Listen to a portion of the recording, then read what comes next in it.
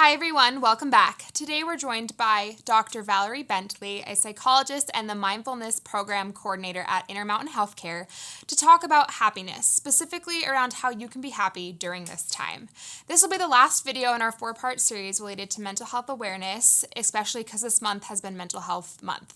Valerie, thank you so much for joining us. We really appreciate it. Thank you. It's my pleasure. So, you're here to talk about happiness, but with all that's going on, is it possible to actually feel happy right now? That is really a good question. It does seem like with the pandemic and all of the worries that go along with it, many of us have kind of shifted into a mindset of just holding on, just getting through the days. And I've kind of forgotten about the fact that happiness even exists, right?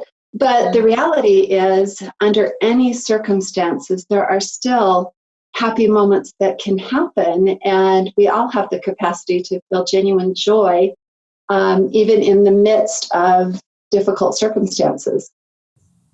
So, why do we tend to focus on negativity? Why is that something that our minds and our brains just want to automatically go to during a time like this? Or really in general, I feel like if something happens, we don't usually focus on the positive aspect of it, but typically the negative aspect of it. That's for sure, isn't it? And we all know that's true. If you think about the last time that you had a job review or something, and you may have gotten 10 very positive, beautiful comments. And then there's that one comment where, okay, you could improve in this. And what do you remember? What do you play over and over again? Or your kiddo comes home with the report card and there's 5 A's and 1 C minus. Where do you go? And there's a reason for that. Way back in the day, as we were developing as human beings and life was a lot more dangerous, there were things that were good, and then there were the things that were dangerous.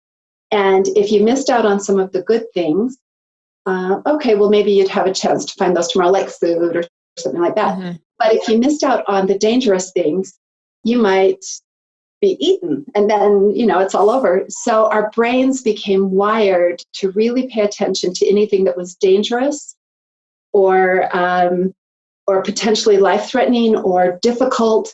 And just because life has gotten a bit safer in those ways, our brains are still wired in that respect. So if there's something that codes as negative, dangerous, potentially threatening, it tends to be like Velcro. It just sticks. Whereas the things that are positive are kind of like Teflon. They sort of just wash away. And that's why we end up being focused on a lot of the negative. Yeah, I think that in my own experiences, I definitely have felt like I focus on more of the negative aspects of what's happening than the positive aspects of what's happening. Is there anything that we can do to shift that focus and kind of help us hold on to the positive aspect of something that's happening? Absolutely. I think in the first place, just being aware that we have that negativity bias can help us to consciously focus a little bit more on the good things that are happening. And, if you reflect back, if you even took 30 seconds to reflect back on this day or the last couple of days and really focused on something positive that happened, it could be very simple. Someone said something nice to you, or your child did something really cute, and it just made you smile. If you were to bring that to mind and really savor it just a little bit, even 30 to 60 seconds of just consciously reflecting on that positive experience, and maybe even noticing how it felt in your body when that was happening. That would actually, it's such a little thing, and yet it's something we don't do naturally. But if we decided to do that, to really notice, then the positive would start to stick a little bit more. And I might also say, because our minds and our bodies are so closely connected, we tend to think that they're separate. There's the mind and then there's the body. But our emotional health and our physical health, they're so intertwined that if we can just kind of ground ourselves, if we find ourselves getting caught up in a lot of worries or stress or difficulty, if we could even take a moment to ground ourselves in our bodies, notice the breath, connect ourselves in that way, that can also help us at least not get swept away in the negativity and have a little more chance at connecting with the positive. Like COVID too, is there anything that you've been doing to focus on more of the positive aspects of what's going on with your life? Is there a practice that you've been following or any specific tips you can give to people about how to kind of push away those negative thoughts and focus on more of the positive? Yes. Well, I don't know that this is a challenging time, and it may really be impossible for us to push away the negative. But what I would say is we can acknowledge the negative and at the same time, maybe create a little more space so that we can also hold on to the positive. And I've been doing a couple of things personally, and I'm really glad you asked that. One thing I've been doing is I've been doing a little bit of gratitude journaling, just writing a few things every day that have been positive to kind of help me refocus on, even though there have been difficulties, there have also been good moments. I've also been participating in a daily mindfulness meditation. That is a way that we can really connect with the present moment. And by and large, even if we're in the middle of a pandemic, each specific moment is really okay. We tend to be basically okay. And if we can connect with this moment, that can help remind us that that there are good moments, and we can be more aware of them as they happen. One more thing, and I think we're all aware of this, I've also been making it a point to get a little bit of physical activity, to connect with my body by taking a walk. And if you combine all of those things together, so maybe you take a walk, and as you're walking, you notice the birds, or you notice a beautiful tree that's been blossoming, and you really drink it in and hang on to it a little bit. That is surprising how much that can really lift the spirits, you know? Yeah, I went on a walk yesterday with my partner, and it was a great time to be able to be just outside and getting physical activity and having a little different experience than being stuck in my house. So that was really nice for us. You mentioned those online meditation classes as well. I just wanted to mention to everyone too that Intermountain is doing daily meditations, and you can access those at intermountainhealthcare.org/online meditation.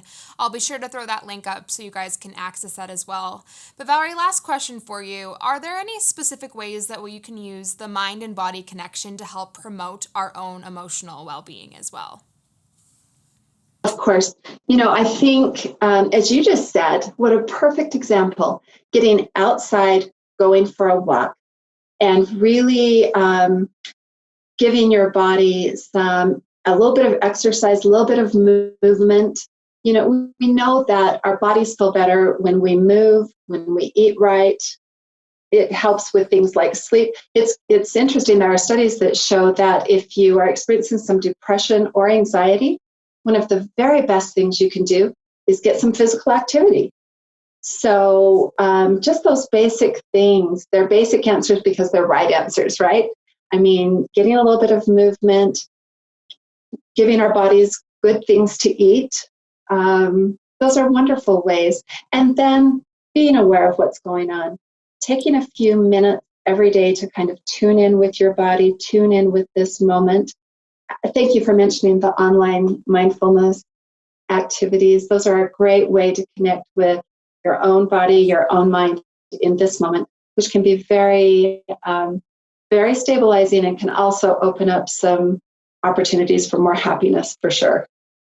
So Valerie, I know that Intermountain is offering online meditation classes as well. They're actually live. Can you tell us a little bit about those classes, how people can access them, and what they can expect? Yes, I am so excited about this. We have every single day, including Saturdays and Sundays, we have a variety of they're live, guided by our mindfulness teachers. But there are live classes where you can drop in and experience some live mindfulness guidance. And they're appropriate for anybody. So even if you've never meditated before, or if you have been meditating for years and years, they would be appropriate. They range in length anywhere from 15 minutes to, I think, 30 minutes, including, there are a couple that include some mindful movements, so some yoga that is used as meditation. And I'm really delighted that we're able to offer these. These are free of charge, and they're just to try to give folks an opportunity to do something for themselves, to help themselves during this time.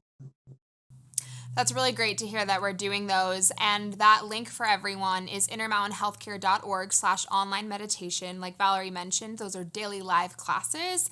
And Valerie, thanks for talking to us about those. We hope people tune in. Absolutely. Thank you. Yeah, you mentioned the meditation classes too. I've also been doing a lot more yoga during this time, which I think has helped me a lot. It gives me that movement that I need and also kind of helps me refocus on my breath and what that means and having that mind and body connection. Valerie, is there anything else that you wanted to mention along this line of being able to feel happiness right now and connecting with your well-being? Only one thing, and that is, if you happen to find yourself not able to access any kind of happiness, then and things are getting too dark, and you're trying things, you're trying the online meditations, you're doing some yoga, you're reach out for help. Reach out for help. It's available, and I know that other people have talked about sometimes there's a stigma, and we don't want to admit that we're struggling as much as we are. But you know what? Happiness is available, and it's worth doing whatever you need to do to be able to reconnect with some happiness. So I think that's one more thing I'd want to share.